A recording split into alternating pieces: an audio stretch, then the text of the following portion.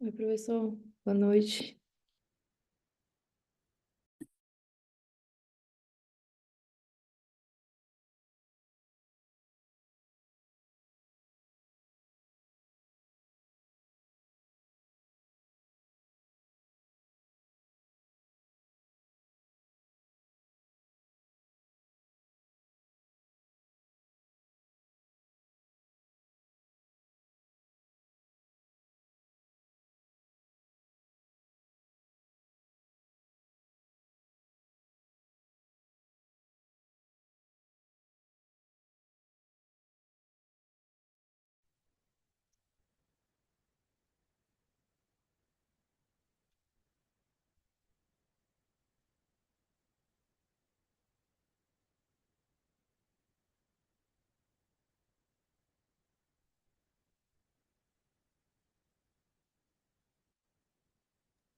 Oi, Alisson. Boa noite.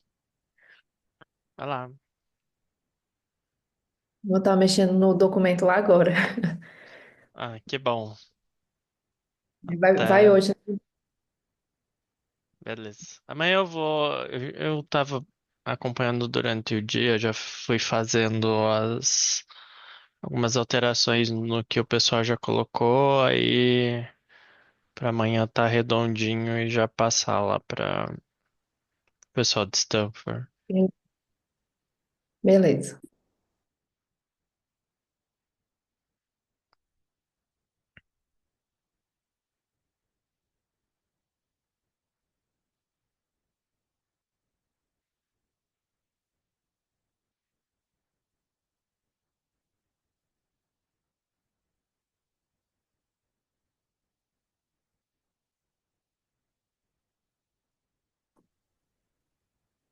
Ai, não quero aparecer, não.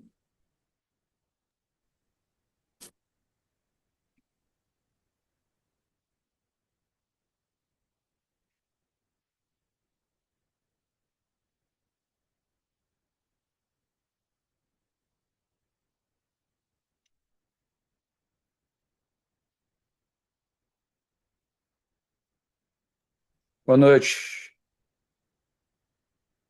Boa noite. Boa noite, Pupi.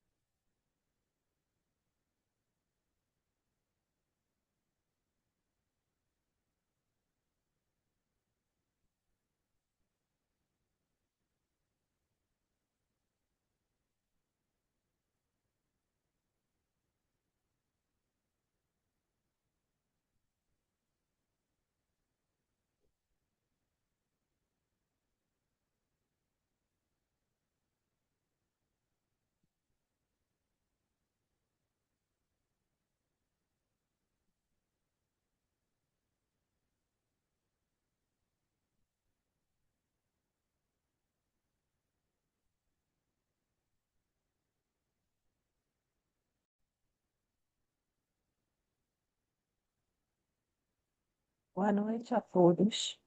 Boa, boa noite. Boa noite. Boa noite.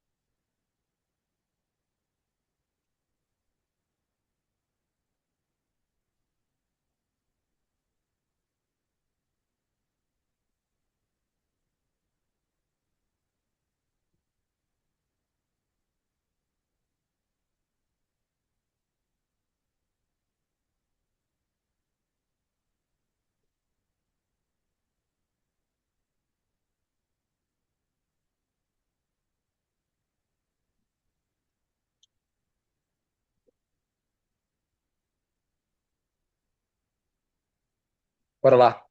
Tudo bem, pessoal? Bora. Tudo bem. Camila, Maravilha. tá gravando? Tá gravando já, Pope. Depois é só pedir a gravação. Show. Aí eu já te peço de antemão que faça isso e suba lá pro nosso canal, beleza? Beleza.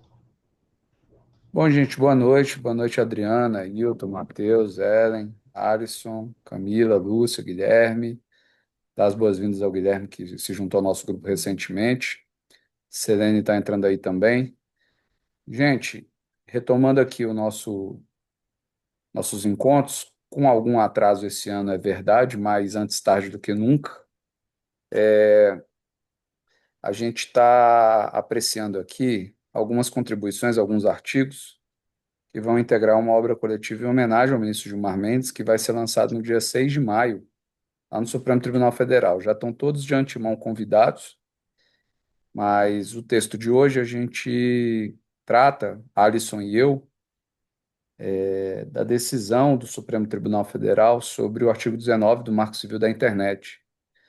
E a abordagem que a gente faz é à luz da doutrina, da teoria do professor Peter Herbert, é de como a gente sai ao tempo do Marco Civil da Internet de uma grande deferência à ideia de liberdade de expressão para, posteriormente, uma revisita da, do próprio artigo 19, já sob os efeitos que essa deferência à liberdade de expressão acabou gerando a partir dos modelos de negócios das plataformas digitais. Em outras palavras, é quase como se uma norma, como toda norma que nasceu dotada de uma presunção de constitucionalidade, fosse sofrendo aquela tese de uma inconstitucionalidade progressiva ou de uma deterioração dessa presunção a partir de desdobramentos muito práticos da subversão daquela premissa de um ode à liberdade de expressão. Só mesmo para fazer aqui uma fala bem introdutória, não faz tanto tempo assim, a gente enxergava as redes sociais como uma nova ágora, né? Um espaço ilimitado e altamente inclusivo de participação no debate público. Mas o que a gente percebeu é que a modelagem, os próprios algoritmos, o próprio design dessas plataformas tornava aquele ambiente um terreno fértil para censuras de outros jaezes, ou seja, para ameaças à liberdade de expressão de outras estirpes. Por exemplo, quando a gente tem. Olha só coisa interessante. Não sei se vocês viram recentemente, teve nesse contexto da guerra dos Estados Unidos com o Irã, Israel e Estados Unidos contra o Irã, foi abatido um avião, um caça dos Estados Unidos, e aí começou uma corrida para ver quem achava o piloto primeiro, né? O Irã, para fazer um prisioneiro de guerra, e os Estados Unidos para recuperar o seu soldado.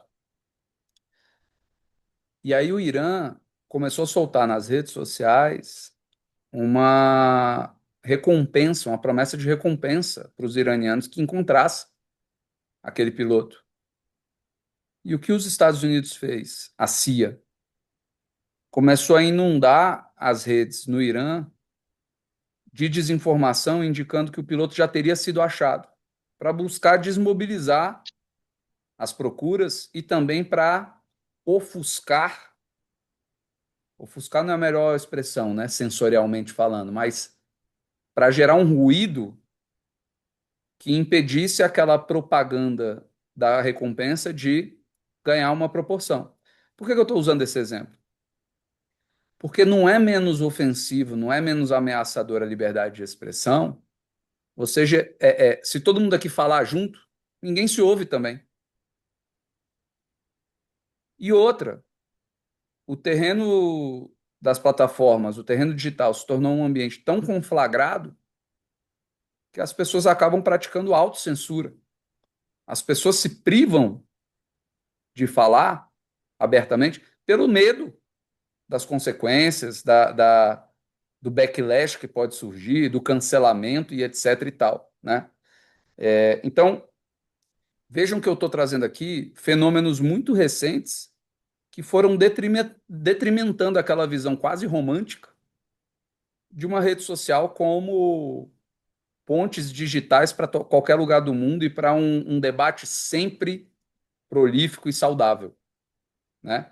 E aí foi muito interessante que toda, esse, toda essa influência acabou encontrando uma janela de oportunidade ideal no âmbito do Supremo, no contexto de inquérito das fake news, no contexto de ameaças, inclusive a ministros do Supremo, num contexto de descumprimento de ordens judiciais por plataformas digitais. Tudo isso formou um caldo que fez com que o Supremo acabasse adotando uma interpretação conforme no artigo 19, admitindo a responsabilidade civil das plataformas, independentemente de prévia notificação. E um detalhe importante da tese também foi que o próprio Supremo ainda fez uma ressalva dizendo: ó, estou decidindo isso aqui até que sobrevenha a legislação, etc. Mas ainda estou ressalvando a justiça eleitoral, tá? Por que que o Supremo fez isso? Porque o Supremo aqui empoderou muito a justiça eleitoral. Não é que ele disse assim: ó, o que eu estou decidindo aqui de responsabilização civil das redes não se aplica à justiça eleitoral. Não, não foi essa a chave de leitura. A chave de leitura é sem prejuízo das outras incursões sancionadoras que a justiça eleitoral construir. Porque em muitos aspectos a justiça eleitoral tem sido a ponta de lança regulatória no enfrentamento dessas ameaças emergentes das plataformas digitais. Então, o caso é emblemático, ele comporta diversas chaves de leitura, comportamento estratégico, técnicas decisórias no tempo, algo que a Haberli também poderia nos trazer outros enfoques, mas, sobretudo, o Alisson, a quem eu acredito toda a parte boa do texto, e o que tiver de ruim fui eu, mas, sobretudo, o Alisson teve essa astúcia, essa perspicácia aí de, de relacionar esse julgamento com a questão com a ideia da cultura na teoria do Habermas, né? A cultura como o conjunto daquilo que se cultua e como a liberdade de expressão saiu de algo talvez mais próximo daquela visão romantizada norte-americana para algo que passou a enxergar o seu potencial lesivo no formato com o qual esse direito tem sido exercido no contexto das redes sociais, né? Então, foi um julgamento muito emblemático no sentido de estabelecer uma espécie de modelos de negócio conforme a Constituição. Criar uma válvula de escape para uma facilitação de sanções que nem com essa facilitação ainda são fáceis. Mas a gente está vendo, num contexto mundial, para muito além do brasileiro, esse caminho começando a ser trilhado, né? Todo mundo aqui provavelmente viu aquela decisão recente no júri, é uma decisão de primeira instância, mas de um júri, ainda tem isso, não foi uma decisão de um juiz, uma decisão de júri reconhecendo que o modelo de negócios, o design dos algoritmos das redes sociais gerou um dano indenizável porque ensejou uma adição, um vício por parte de uma usuária, né? Então, assim, parece que as coisas estão ganhando corpo, sabe? Todo mundo está meio que se desencantando. A gente tá sofrendo, todo dia é isso. Mas parece que agora, mesmo aqueles que eram os grandes entusiastas, estão sofrendo um processo de desencantamento. E aí a gente vai voltando para casa, a gente vai voltando para as nossas bases sólidas, né? Que são os nossos valores denominadores comum cristalizados por meio de normas jurídicas fundamentais. Está voltando para a Constituição. Ninguém consegue conviver com imprevisibilidade, né? Mas eu já falei muito para o que seria uma introdução. Queria também ouvir o Alisson aí, que é coautor, e agradecer mais uma vez, Alisson, pela parceria. Não, que nada. Obrigado, Pup. É até ruim falar depois do Pup dar um. Não foi uma introdução, é quase uma aula magna da, da fala que vai ser feita. E aí, para explicar um pouco o contexto da escrita do artigo. Não sei se vocês lembram, mas o julgamento do Marco Civil da Internet ele foi quebrado em dois momentos diferentes. Ele começou no final de um ano, aí encerrou-se o ano, passou um hiato, o judiciário voltou, não voltou com o julgamento, o Supremo voltou, não voltou com o julgamento, passou-se um tempo e aí o Supremo encerrou o julgamento. O artigo foi escrito nesse intervalo de tempo, por conta do convite em homenagem ao ministro Gilmar. O ministro Gilmar já havia votado, e lendo o voto do ministro Gilmar, eu vi muito ali a, a marca do raciocínio do Peter Heberle, especificamente na ideia das mudanças constitucionais por meio da cultura social. E aí, Pup, então, entrou em contato comigo para escrever esse artigo em homenagem ao ministro Gilmar, e eu falei, bom, eu tenho então o caso perfeito o raciocínio já um pouco desenhado. Dito isso, até aquele presente momento, os votos eram pela inconstitucionalidade. Foi depois que, com a retomada do julgamento, o voto dos outros ministros, que se decidiu pela inconstitucionalidade parcial. E aí que se criou enfim, aquela tese com aqueles itens enfim, tentando sintetizar os vários posicionamentos dos ministros. É, porque foram vários e nem eles, assim, eu acompanhei todas as sessões e nem eles sabiam no final como é que estava a situação, porque cada ministro votou de uma determinada maneira. Eu acho que não teve um ministro que deixou passar em branco a possibilidade de votar com alguma consideração sua. Então, enfim, correm até boatos que fosse decidido num almoço aqui em Brasília, como ia ser feito, como não ia ser feito. É, esse conjugamento final.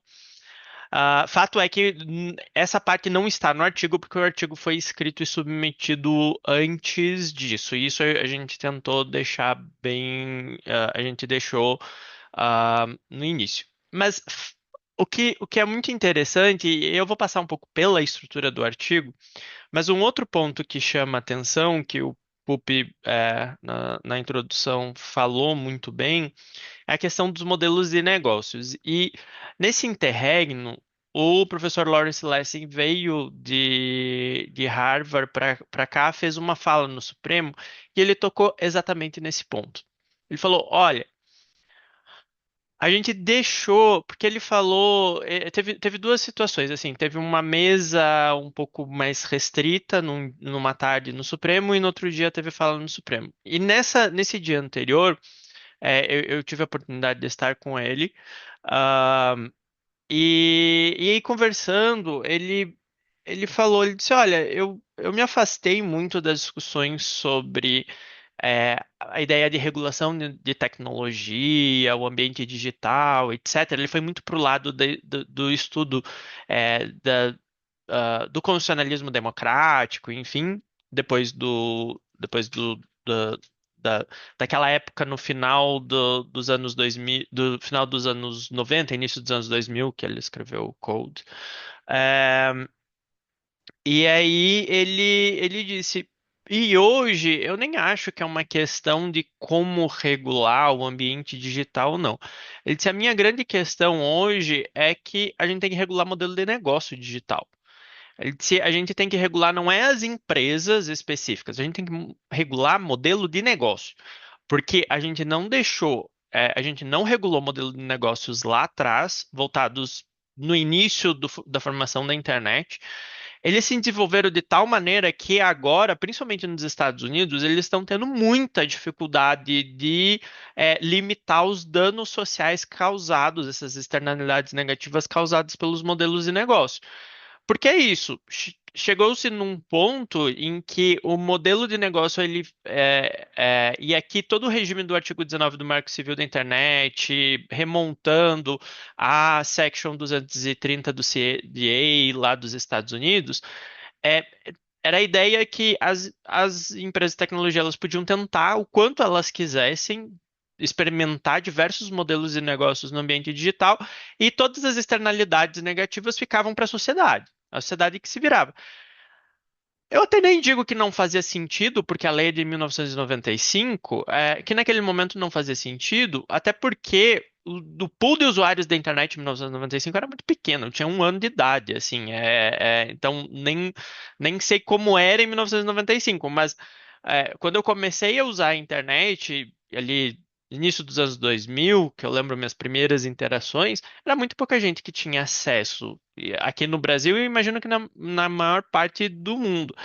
Então fazia sentido. O problema é, eles ficaram muito tempo com essa carta branca para modelos de negócios e as externalidades elas foram se acumulando, se acumulando, se acumulando, se acumulando e chegou num ponto que a sociedade está demandando respostas para o locus que dá as respostas para problemas sociais nas democracias liberais, que é o direito.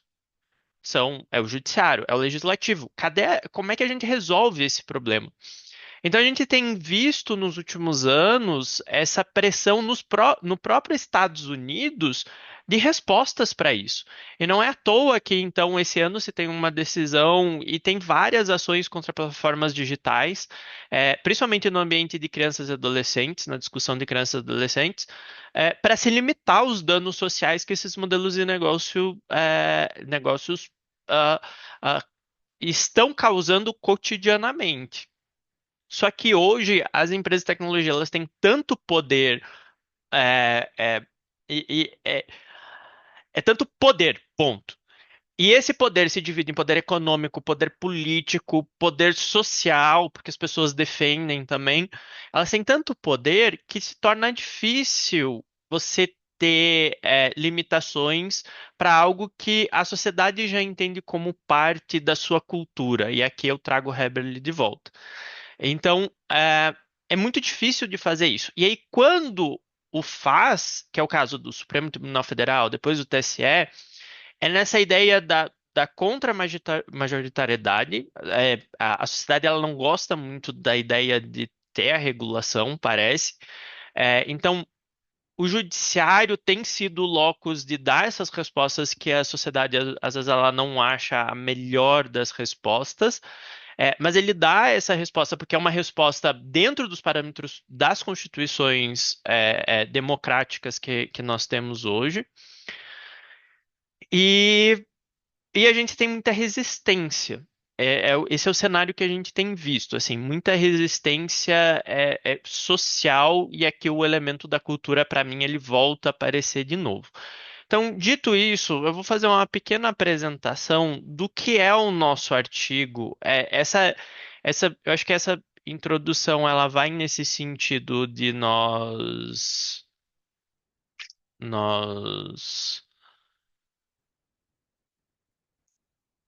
deixa eu ver se eu acho aqui que eu não estou achando. Só um momento. Contextualizarmos, porque é um tema que está constantemente, todo dia tem uma notícia nova. É... Ué, ele não tá. Só um momento. compartilhar a tela de uma vez. Vocês conseguem ver? Sim, tá Então, conseguindo. contextualizar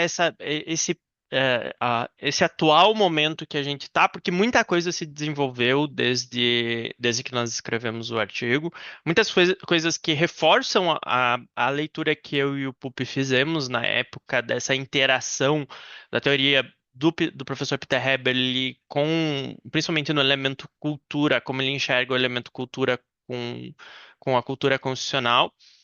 E a gente está vendo esse movimento se alastrar pelo mundo inteiro, principalmente por conta das preocupações hoje, a proteção de crianças e adolescentes. A sociedade mesmo está aceitando que, no caso de crianças e adolescentes, a gente já ultrapassou muito os limites do razoável dos danos sociais. Ah, então, o contexto do artigo ah, ah, 19 que eram dois casos que estavam no Supremo Tribunal Federal. Eram dois casos antigos já, assim, aí é aquela questão, o tempo do judiciário e o tempo dos problemas sociais, às vezes eles não andam muito em conjunto.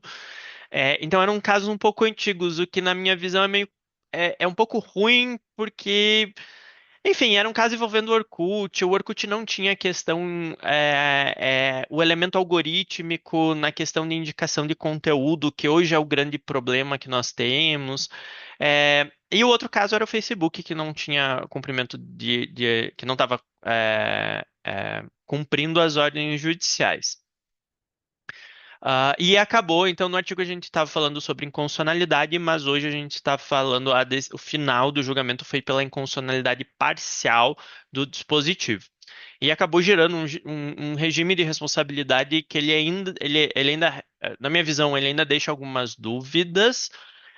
Ele é complexo, ele não é um regime fácil, mesmo o Supremo eles tentaram sistematizar de uma maneira fácil, até fizeram usos de visual law e tentativas de facilitar a interpretação social, porque foi um julgamento que atraiu muitos olhos, não só do Brasil, mas do mundo inteiro. É, então, assim, ele não é uma decisão fácil de ser compreendida. Mas o nosso artigo, ele está nesse ponto da discussão da racionalidade da decisão. E a racionalidade passa por essa modificação do contexto cultural e até mesmo econômico da utilização da internet. Por quê? O artigo 19, ele foi, nas discussões do Marco Civil, ele foi a ideia de, olha, nós precisamos de proteção para a liberdade de expressão. Isso foi suscitado e muito pelos advogados das plataformas digitais, enquanto defendiam a constitucionalidade do artigo, eles suscitaram muito, assim, olha, há menos de 10 anos atrás, nós fizemos uma discussão no Legislativo e se optou por esse regime. Ele não é um regime ultrapassado. A questão é que, ainda que na discussão no Marco Civil a gente tenha feito essa opção, ela foi uma opção que nós já prevíamos, nós já tínhamos ali a dimensão que as coisas já tinham mudado, porque o próprio regime não é o mesmo. Enquanto a Section 230 do CDA nos Estados Unidos é uma isenção de responsabilidade quase total, que depois, inclusive, foi mitigada. Existem decisões judiciais nos Estados Unidos que foram mitigando alguns contextos de aplicação dele. Ele é uma isenção de responsabilidade.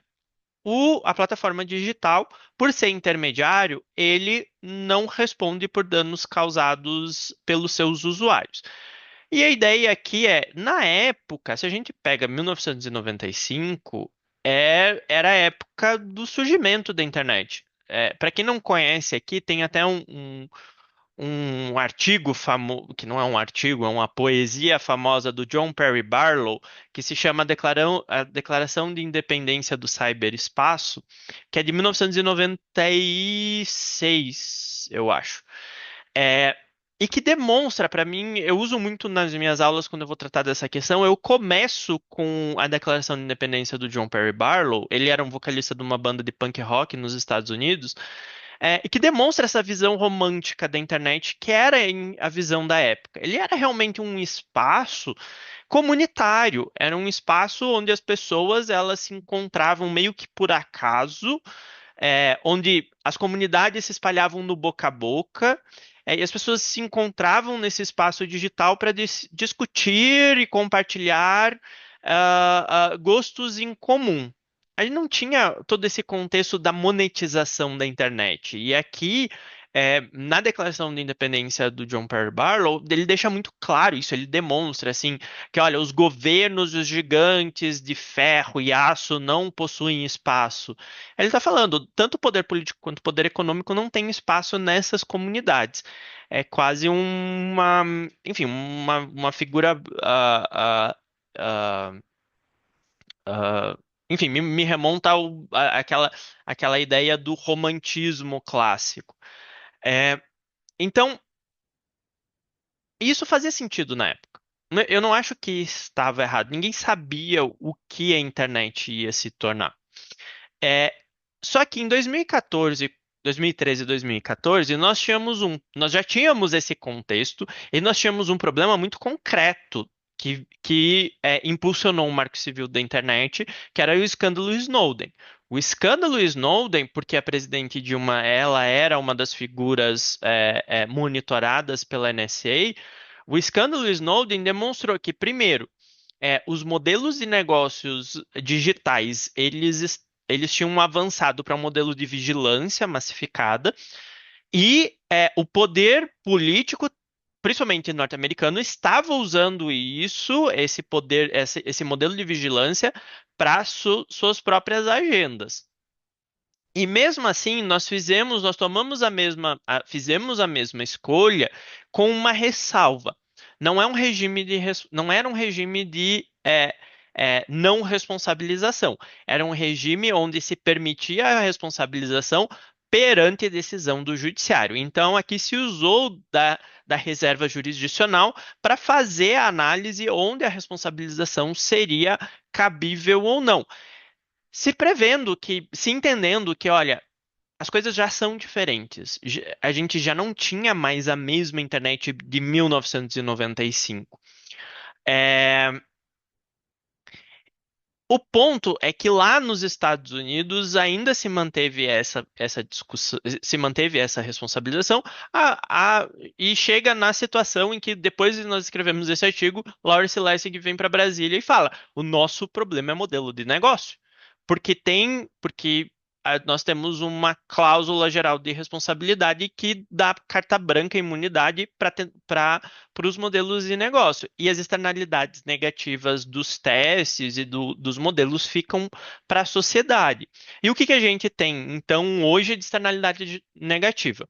A gente tem amplificação algorítmica de conteúdos falsos e polarizadores. A gente tem discurso de ódio, que é engajamento maximizado por conteúdos divisivos, principalmente focado na figura no negativo, na figura do inimigo. Nós não nos tratamos como seres iguais, seres humanos na internet. Principalmente, eu uso muito o X, assim. E o que eu vejo é, assim, as pessoas, elas são beligerantes. Principalmente agora nesse contexto em que a gente está voltando para um contexto bélico no cenário internacional, e um contexto bélico que está tendo uma divisão baseada em etnia e em religião. A gente está voltando a essa ideia do inimigo. O outro, ele não é um adversário em que eu tenho uma competição saudável ou que eu preciso convencer e ter um debate. É, o outro, ele é meu inimigo. E isso é realmente, assim, dá para ver esse elemento da potencialização.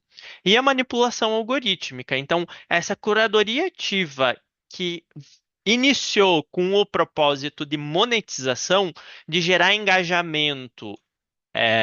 E aqui o capitalismo de vigilância e o texto da Zuboff, ele entra muito bem nisso.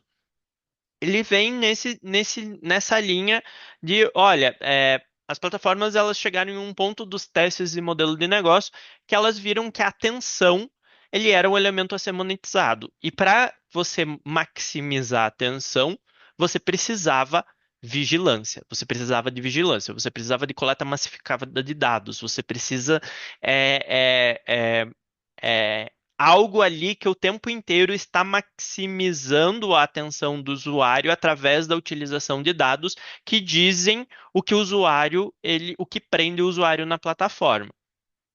E isso usam estratégias de gamificação e exploração de vulnerabilidades cognitivas. E o Lessig, ele mencionou isso na fala dele no STF, em que ele chama de hacking do cérebro, que é um esforço para superar a evolução, explorando o fato de que somos irracionais sensíveis a recompensas aleatórias. E a IA impulsiona esse modelo de negócio. E ao fazer isso, ela impõe externalidades sobre nós. Esse ponto da IA é porque, na fala dele, ele estava querendo mostrar que hoje, no ponto específico de regulação de inteligência artificial, a gente ainda não tem um modelo de negócio estabelecido. E esse seria o melhor modelo para se regular. A gente ainda não sabe o melhor modelo de regulação, mas a gente não pode deixar passar em branco ou cometer esse erro que foi o erro do passado, porque ele fala muito claro ele expõe muito claramente na fala dele que no momento em que eles acertarem o modelo de negócio, o barco já passou. As externalidades negativas, elas vão ser potencialmente muito piores do que a dos modelos de negócio das plataformas digitais, e vai ser muito, muito, muito difícil de voltar atrás. É, E aqui também entra essa discussão hoje que ah, esse capitalismo de vigilância, essa ideia de gamificação e exploração de vulnerabilidades cognitivas, hoje a contra-reação está vindo bem aceita pela sociedade por conta dos danos em que aquela parcela da sociedade mais vulnerável nós estamos vendo os problemas causados em tempo real, que são crianças e adolescentes. Porque se eles exploram vulnerabilidades cognitivas em indivíduos ou em um momento em que a sua cognição está sendo formada, você tem uma deformação cognitiva quase permanente. E é o que nós temos vistos com, enfim, toda a questão envolvendo métricas de atenção, muitos estudos da psicologia que falam sobre isso. E aqui entra, então, para mim, a grande ligação do julgamento do Marco Civil da Internet com o substrato teórico do professor Peter Heberle dentro do voto do ministro Gilmar Mendes. É, em que a mudança cultural causada pelo modelo de negócio das plataformas exige uma nova leitura constitucional. E se a Constituição é um instrumento cultural aberto que é moldado por transformações históricas, tecnológicas e sociais, então nada mais natural que nós revisitássemos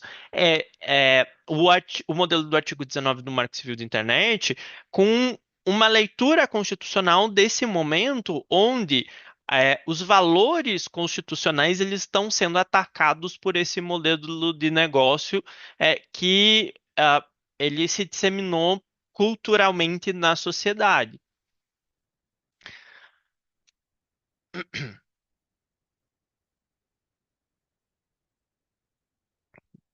E aqui nós conseguimos fazer paralelos com a sociedade aberta dos intérpretes, porque aqui é toda a sociedade sendo afetada. Não é hoje com a utilização massificada da internet, é muito diferente daquilo de 1995 e talvez até mesmo diferente do que 2014. Hoje toda a sociedade usa a internet. Hoje, e nós usamos uma internet que ela é plataformizada. Nós não temos mais a internet livre e romântica do passado. A gente tem para mim é uma internet feudal, onde cada feudo, cada plataforma é um feudo, ele dita suas regras e nós somos meros plebeus ali que, para usar da plataforma, nós abrimos mãos de parcelas importantes da nossa liberdade. E aí a gente traz uma nova cultura constitucional digital. Para mim, isso também encaixa muito bem com o constitucionalismo digital do Celeste, do de Gregório, e que, enfim, está sendo muito discutido hoje em dia, em que a gente precisa reinterpretar as limitações de responsabilidade dos provedores à luz da dignidade da pessoa humana e da autodeterminação informativa. Ah, e aqui, esse foi o ponto, assim, o ministro Gilmar Mendes, no voto dele, ele não, se eu não me engano, ele não cita Peter Hebel expressamente, mas todo esse fingerprint, essa digital, ela tá ali. Essa ideia que, olha, hoje em dia as plataformas, elas não são neutras. Enquanto no passado, essa não responsabilização, ela vinha da neutralidade, onde as plataformas digitais não faziam nada, hoje elas não, elas fazem. E a partir do momento em que elas fazem, elas atraem para si vários ônus, deveriam atrair pelo menos. É, e isso justifica, então, essa mudança cultural, econômica, social, justifica essa nova visão do Supremo Tribunal Federal para um regime de responsabilização que tenta, ao mesmo tempo, estabelecer um equilíbrio entre liberdade de expressão, e limitação das externalidades negativas. Bom, eu não vou entrar porque não é o nosso foco do grupo, a questão de como o Supremo decidiu isso, quais foram os resultados. É, aqui eu também tenho um paralelo do constitucionalismo digital. E ele queria muito que o órgão fis- fiscalizador do regime fosse a NPD por conta da correlação com a coleta de dados pessoais, a coleta massificada de dados pessoais. Não foi esse o caminho que o Supremo adotou, mas foi o caminho que acabou que a lei FELCA, o ECA digital, ele acabou tomando e que, de certa forma, ele acaba incorporando muito das diretrizes que estão no julgamento do Supremo. É, enfim, então, o artigo ah, a gente conclui que o STF ele reafirma a Constituição como o marco normativo central da convivência democrática na era das inovações tecnológicas.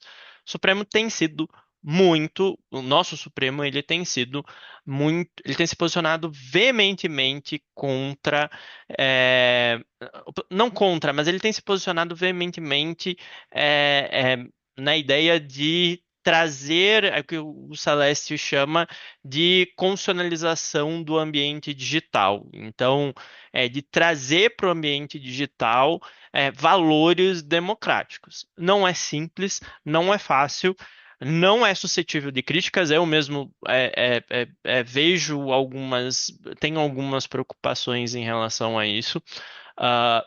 Conversando com o Celeste hoje ele é meu co-orientador de doutorado.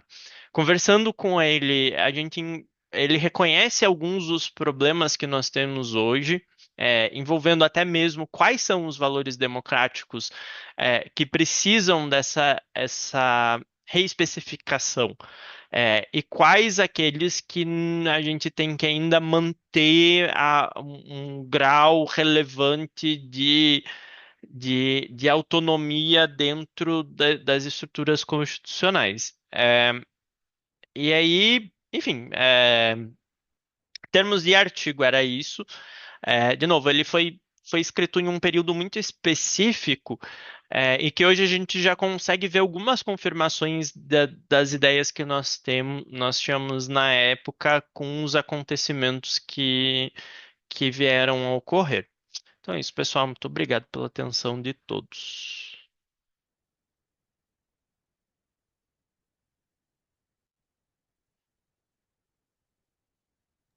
Boa. Valeu, Alisson. E aí, agora é vocês. Quem quer falar?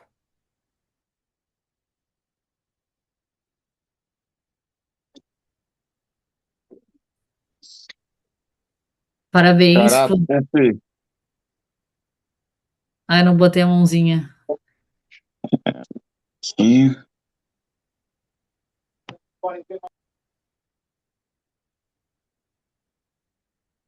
Vai lá, Guilherme. Bom, pessoal, quero dar boa noite a todos. Pup e Alisson, quero parabenizar vocês pelo artigo. Eu li rapidamente aqui antes da abertura dos trabalhos.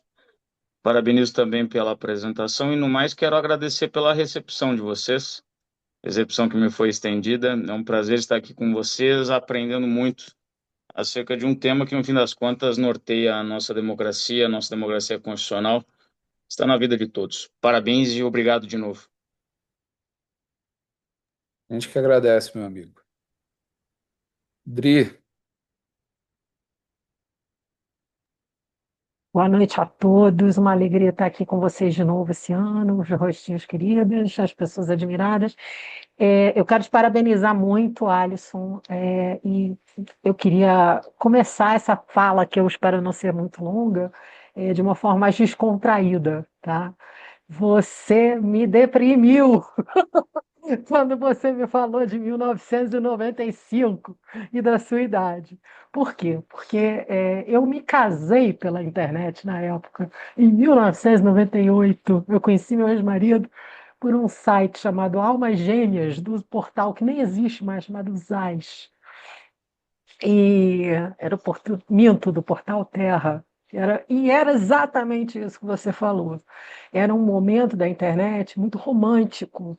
Eu tinha acabado de voltar dos Estados Unidos e a gente estava num momento de descobertas, de conversando em salas e tentando, e com muito, muito naif mesmo. As pessoas confiavam muito umas nas outras, porque não se sabia ainda, não era a hora desse momento que a gente está vivendo agora, né? O segundo ponto em 2002, eu estava trabalhando no Telecom e a gente participou, a gente foi convidado no Ministério da Cultura para uma reunião com o pessoal da Motion Pictures, que era, enfim, cinema, né? E o grande problema, foi antes até do Marco Civil, o grande problema que surgiu na época foi aquele torrent, né? Que eram os sites, você baixava filmes, música, e eles estavam muito preocupados com a questão do direito de autores, né? O direito autoral, a propriedade intelectual, né? E eles queriam que Telecom, eu era da associação na época a- que tomava conta das móveis, eles queriam que nós simplesmente cortássemos, que as empresas cortassem o provimento de internet quando o outro mercado identificasse que realmente hoje é uma invasão, uma quebra de protocolo, enfim. E a negativa foi óbvia, né? E aí, Alisson, você, quando fala de modelos de negócio, eu estou me encaminhando para o final, me fez lembrar disso tudo, porque foram dois modelos de negócio lá de trás que começaram, né? E foi o precursor do Tinder, digamos assim, né? Foi o precursor do Marco Civil, com essa história dos mercados, dois mercados grandes, importantes, tentando se entender e não conseguiram, né? E, para finalizar, hoje a gente está passando, eu escrevi isso hoje até num artigo na Web Advocacy sobre bancário, sobre as fraudes bancárias. A gente está reescrevendo, a gente vai entrar num momento na minha leitura agora que é de rediscussão de uma série de mercados que já estão aí sedimentados e com regras muito próprias há muito tempo, né? E a gente está começando a ver que tem determinados parâmetros que não vão ter que ser modificados em virtude da tecnologia. Eu quero parabenizar imensamente, Guilherme, você e o Alisson, foi belíssimo o, o texto e me inspirou para o próximo mês, porque, de certa forma, eu vou estar falando com vocês um pouquinho também a respeito disso. Com muito pavor, né?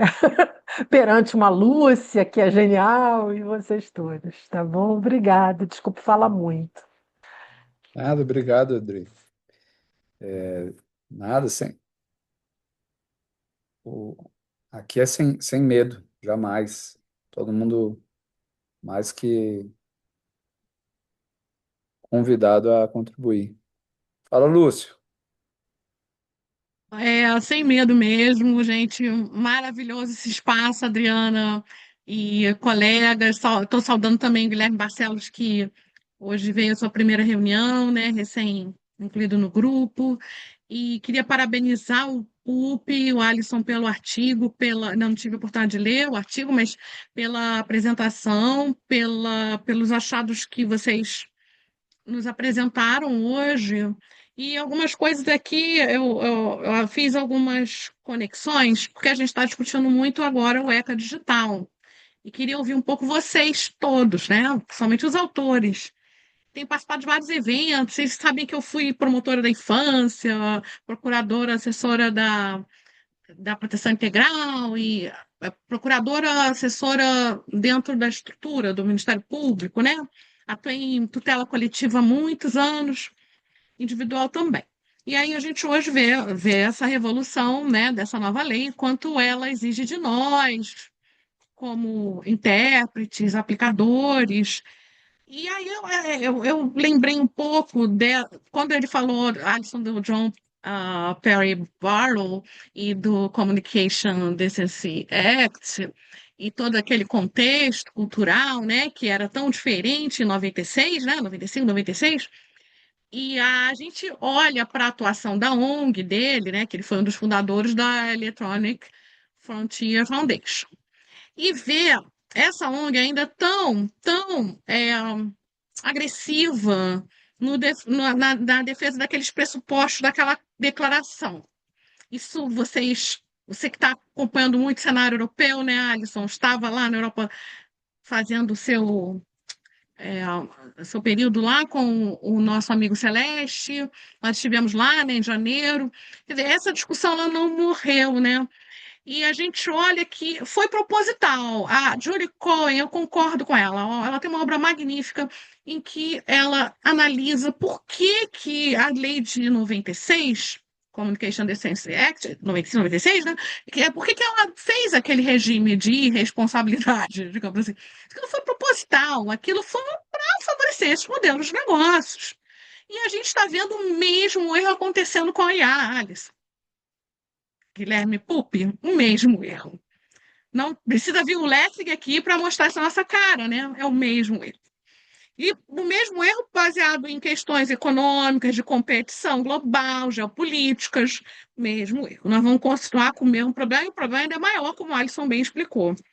E quando eu vejo a atuação dessas ONGs, por exemplo, a atuação tão combativa contra o Online Safety Act, e isso vai ter aqui no Brasil também, porque a gente, de certa forma, segue muito daqueles pressupostos daquela legislação, né? E quando eles falam contra a verificação de idade, os métodos, aí a gente vê como há um ponto de equilíbrio na regulação desses mercados digitais, a gente tem uma autoridade que possa regular esses mercados. E como a NPD hoje está com esse papel de levar essa lei, colocar essa lei de pé, porque não temos estrutura para essa lei, né? Não temos mesmo. Então, se a gente olha para aquelas críticas dessas ONGs lá do passado que continuam fazendo esse trabalho crítico hoje, como eu citei a Electronic Frontier Foundation, mas tem inúmeras críticas em relação à liberdade de expressão, em relação ao vigilantismo, em relação à coleta em massa de dados e tudo mais. A gente vê quanto esse ponto de equilíbrio dessa regulação depende também de uma autoridade reguladora.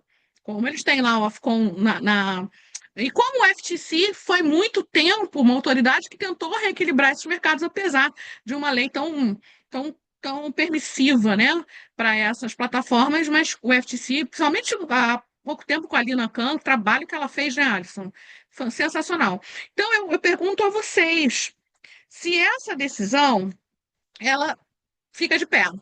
Por que fica? Por que eu estou perguntando? Ela é fabulosa, ela fez o que pôde, ela ressalvou que, estou fazendo isso aqui, o Supremo está fazendo isso aqui porque o Judiciário não avançou na regulação das plataformas, aquele PL 2330 quase que morreu, e a gente continua enfrentando esses problemas. Por que eu acho que continua?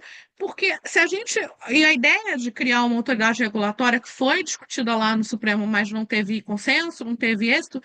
Primeiro, tinha uma ideia muito ruim do ministro relator, um dos recursos que era o Toffoli, né?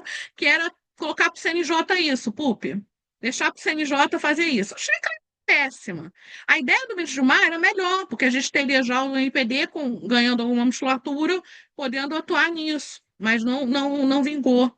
Então a gente fica sem uma autoridade.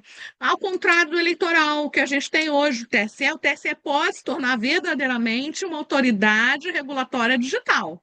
Tem tudo para ser, porque já colocou as bases da sua regulação no eleitoral. Dentro do eleitoral, ele plano de conformidade, a gente sabe que, né, que isso aí para andar tem que atuar como autoridade regulatória e tudo mais. Plano de conformidade para as plataformas, né? E a gente está aguardando o que, que vai acontecer. Então, eu acho que, não sei se ficou confusa, mas a minha pergunta chega, unindo essas pontas todas, à necessidade óbvia de a gente ter essa regulação no Brasil, e que ficou regulação mesmo pelo legislativo, e ter uma autoridade que possa lidar com essas questões e lidar com os mercados digitais, que tenha essa capacidade, né? Então, eu queria ouvir um pouco vocês sobre isso, que eu sei que vocês não escreveram exatamente sobre isso, mas como é que vocês viriam esse desdobramento desse debate regulatório hoje? Porque muita coisa mudou com a ECA digital.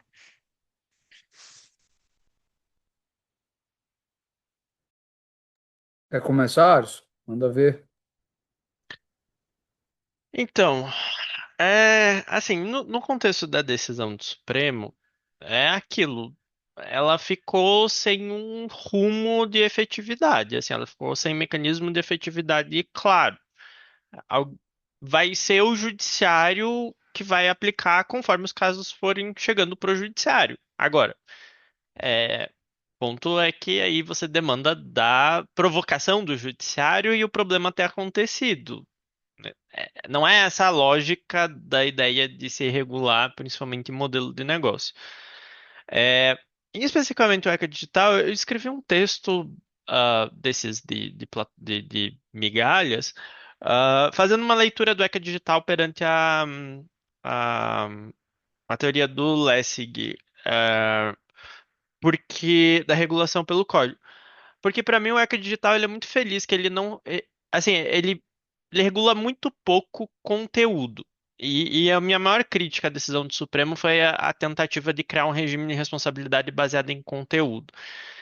Porque para mim, vendo da leitura do Lessig, a teoria dele, a gente tem que regular arquiteturas, a gente tem que regular modelos. Se a gente regula conteúdo, primeiro a gente tem um déficit de legitimidade, eu acho. Qualquer um que se propõe a regular conteúdo vai entrar numa discussão sobre legitimidade. Mesmo que o Congresso faça, vai ter uma contra-reação muito grande do lado que perder.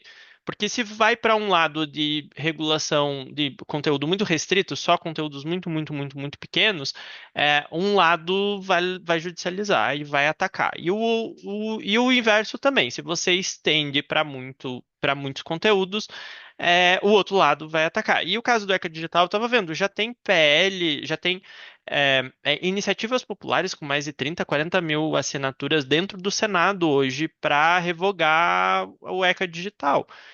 Tem um backlash social grande. E não é só aqui no Brasil. O artigo que eu abordei isso, assim, se a gente entra na ideia de regulação de conteúdo e dependendo dos mecanismos que sejam abordados na arquitetura, você vai ter um backlash social muito grande. A gente viu isso no Reino Unido, a gente viu isso na Austrália, os outros países europeus que estão implementando também estão vendo isso na prática. Então, assim, é, tem essa discussão sobre a legitimidade de quem se propõe a fazer isso, e aí entra a discussão sobre a agência reguladora. Porque aí uma agência reguladora e tem todas as discussões de legitimidade de agências reguladoras sobre decisões que impactam esferas de direitos. Então, a NPD tem o caso do STF, eu acho que vai ficar restrito ao judiciário até que aconteça alguma mudança. E vai ganhar atração tanto nas eleições por conta do TSE e fora do período eleitoral por conta do ECA digital. Esse, assim, o quebra-cabeças que eu vejo que está posto hoje, assim, para os próximos anos. Mas, de novo, tudo pode mudar da noite para o dia. O próprio ECA digital não era uma realidade até acontecer um escândalo de se criar um movimento político que aproveitou. Se alguém falasse que no julgamento do artigo 19 que uma lei dessas ia passar em pouco tempo no Congresso, ninguém ia acreditar. Então, tudo está sujeito a mudanças muito, muito rápidas. Essas são as minhas considerações. O único acréscimo que eu faria é que eu acho que o Supremo ainda vai se convencer que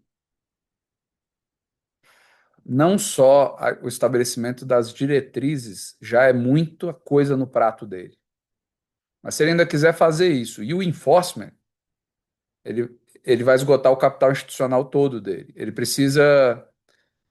E nem vai dar conta. Numericamente, mesmo que tenha respaldo, não vai dar conta.